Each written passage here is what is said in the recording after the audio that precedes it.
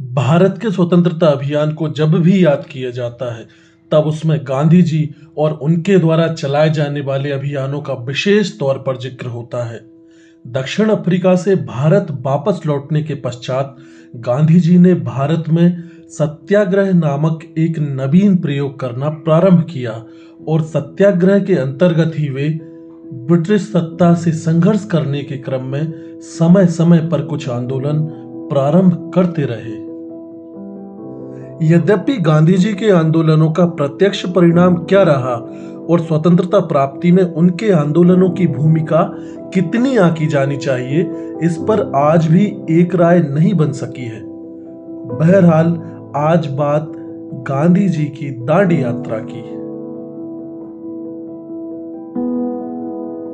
दरअसल बात 1930 की है, जब ब्रिटिश सरकार ने नमक बनाने पर कर लगा दिया था और नमक जैसी मूलभूत वस्तु भारतीयों की प्रमुख आवश्यकता थी ही, सो गांधी जी का विचार था कि नमक के प्रश्न पर भारतीय एकमत होकर ब्रिटिश सरकार के खिलाफ संघर्ष में उनके सहयोगी हो सकेंगे, क्योंकि यह एक ऐसा मुद्दा था जो कि सबके सरोकार का था।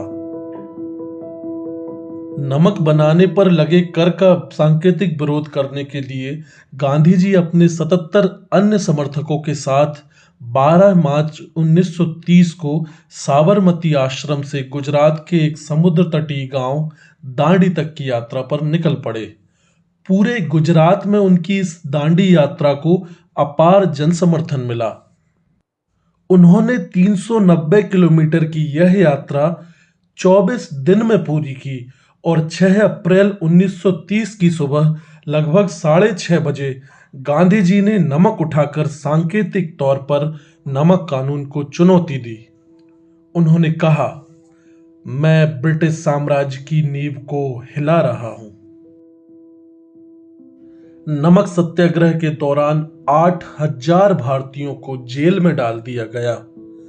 दांडी यात्रा के साथ ही देश भर में व्यापक तौर पर सविनय अवज्ञा आंदोलन प्रारंभ हो गया, जिसमें गांधी जी समेत चक्रवर्ती राजगोपालाचारी और पंडित नेहरू जैसे आंदोलनकारियों को गिरफ्तार कर लिया गया। इस आंदोलन में सरोजिनी नायडू की भी प्रमुख भूमिका रही थी।